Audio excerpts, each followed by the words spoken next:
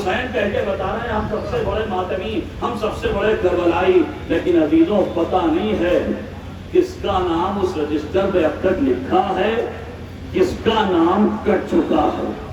خطرہ بہت بڑا ہے، لہذا ہوشیار رہیے۔ اور یہ فقط جوش تقریر میں کہے ہوئے جملے نہیں ہیں، زور خطابت میں دہن سے نکلے ہوئے فطرے نہیں ہیں، بلکہ میرے پاس دلیل بھی ہے کہ اسلام کے رجسٹر تو کیا، انسانیت کے رجسٹر سے بھی انسان کا نام کٹ جاتا ہے اگر گناہ زیادہ بڑھ جائے، اگر بدکرداری زیادہ بڑھ جائے۔ دلیل سننا ہے تو الٹی عورت کے تاریخ، چوتھے امام کا زمانہ ہے، حج کا زمانہ ہے، کعبہ بہادیوں سے چھلک رہا ہے۔ کسی نے آ کے چوتھے امام سے کہا مولا حاجی بہت آئے ہیں، میرا مولا کہتا ہے نہیں بھائی تجھے غلط فہمی ہوئی ہے، حاجی تو بہت کم آئے ہیں۔ کہا مولا میں آنکھوں سے دیکھ کے آیا ہوں۔ میرا امام کہتا ہے آنکھوں سے نہیں، ان سے دیکھ۔ اب جو اس نے امام کی انگلیوں کے درمیان دیکھا تو حیرت زدہ ہو گیا، مولا یہ تو حیوان ہیں، یہ تو درندے ہیں، یہ تو جانور ہیں، یہ تو چوپائے ہیں۔ یہ درندے نہیں تھے، وہی انسان تھے جن کا اسلام اور انسانیت کے رجسٹر سے اللہ نام خارج کر چکا تھا۔ یہ وہی انسان تھے جو حیوان دکھائی دے رہے تھے، درندے دکھائی دے رہے تھے۔ اور اب عزیزو جملہ کہوں، دنیا حیرت نہ کرے کہ امام کی انگلیوں نے شکلیں کیسے دیکھ لی، اما جس کے دادا کی ذوالفقار نسلیں دیکھ لے، اگر اس کے پوتے کی انگلیاں شکلیں دیکھ لے تو کہاں چک گیا ہے۔ صلاۃ پڑھیں۔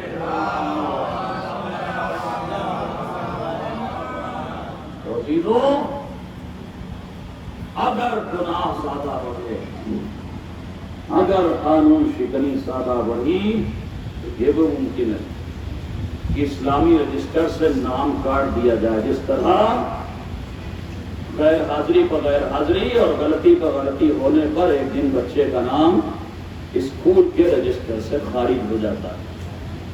ویسے ہی یہاں بھی خطرہ ہے، ہمیں نہیں پتا ہے، کوئی فرشتہ بتانے نہیں آتا ہے کہ تمہارا نام کٹ چکا ہے، کہ تو ہر انسان اپنے گریبان میں جھانک کے خود محسوس کر سکتا ہے کردار کی خرابی کہاں تک پہنچی ہے اور کتنا بھی کنٹرول میں ہے۔ خود اندازہ لگ جائے گا کہ نام کٹا ہے یا ابھی باقی ہے۔ ہر انسان اپنے بارے میں فیصلہ کر سکتا ہے، میں اپنے بارے میں فیصلہ کر سکتا ہوں، آپ اپنے بارے میں فیصلہ کر سکتے ہیں، کوئی کسی کے بارے میں فیصلہ نہیں کر سکتا۔ ہر انسان اپنے گریبان میں جھانک کے دیکھے تو محسوس ہوگا کہ ہمارا نام ابھی رجسٹر میں لکھا ہے یا خارج ہو چکا ہے۔ دین میں کوئی زبردستی اس لیے نہیں ہے کہ تم دین میں آ جاؤ، ہمارا دین کسی کی کنپھٹی پر ریوالور رکھ کے کلمہ پڑھانے کی تعلیم نہیں دیتا۔ یہ دین تمہارے سامنے، یہ خوبیاں، یہ اچھائیاں، اچھا لگے تو آ جاؤ، نہیں اچھا لگ رہا جاؤ، کوئی زبردستی نہیں۔ نبی کریم نے جتنی تبلیغ کی ہے تلوار کے زور پہ نہیں کی ہے، کردار کے زور پہ۔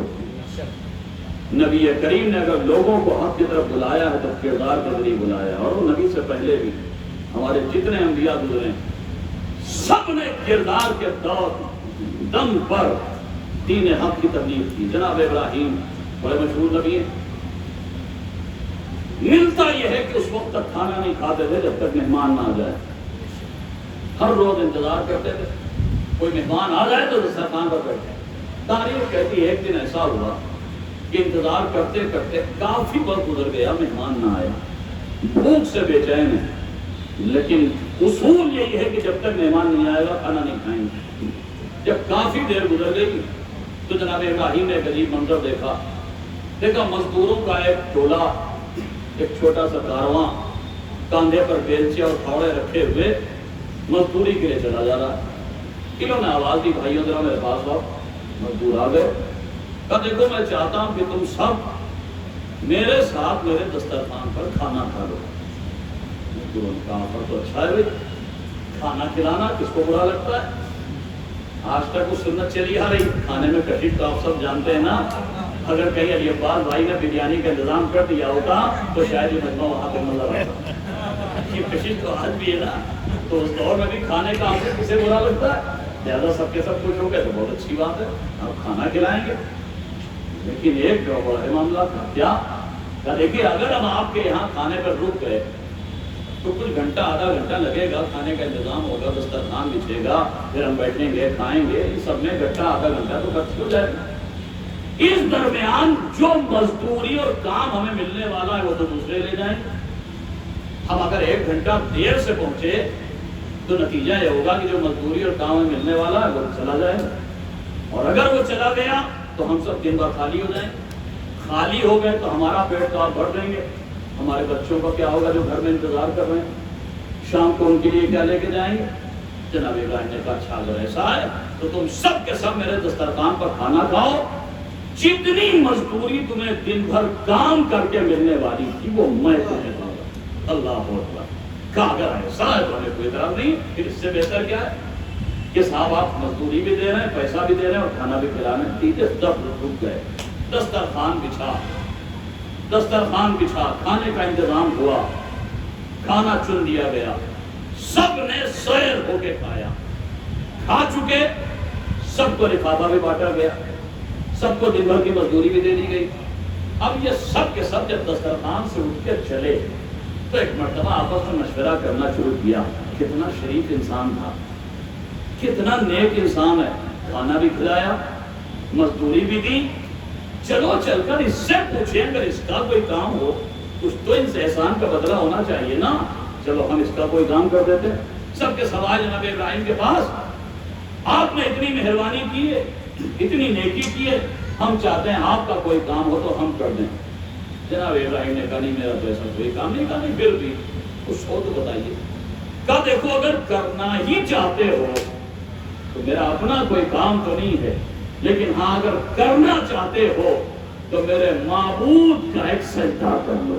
اللہ اکبر۔ بس جیسے ہی جناب ابراہیم نے کہا اگر یہ تو نہیں ہو سکتا، اگر ہم آپ کے معبود کا سجدہ کرتے تو آپ کے دین پہ آ جاتے، آپ کے اللہ کو ماننے لگتے، وہ تو ہم کر نہیں سکتے، ہمارا دین تو الگ ہے، آپ کا دین الگ ہے، لہذا ہم آپ کے اللہ کا سجدہ تو نہیں کر سکتے۔ نہیں کر سکتے کوئی مسئلہ نہیں، وہی لائق رہا کہ دین کا فارمولہ، کوئی جبر نہیں، کوئی زبردستی نہیں کر سکتے، جاؤ۔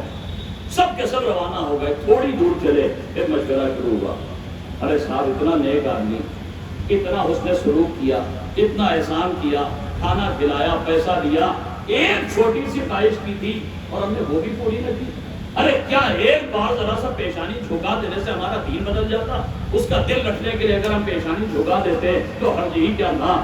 تو یہ سب نے مشورہ شروع کیا، نہیں یہ تو اچھی بات نہیں ہے، اس نے اتنی چھوٹی سی خواہش کی وہ بھی ہم نے پوری نہیں کی، چلو چل کے اس کا دل رکھنے کے لیے ایک بار پیشانی کو ہاتھ پر رکھ ہی دیتے ہیں، ہوگا کیا؟ ہم تو اپنے دین پر باقی رہیں گے۔ سب کے سب واپس آئے، ٹھیک ہے اگر آپ چاہتے ہیں کہ آپ کے اللہ کا ہم سجدہ کر لیں تو ہمیں منظور ہے۔ جناب ابراہیم نے کہا پھر بسم اللہ دین کی بات کی ہے، وہ ادھر ان مزدوروں کے سر خاک پر جھکے، پیشانیاں خاک تک پہنچی، ایک مرتبہ ادھر ان کے سر جھکے، ادھر جناب ابراہیم کے ہاتھ اٹھے، میرے پروردگار سروں کا جھکانا میرا کام تھا، دلوں کا جھکانا تیرا کام ہے۔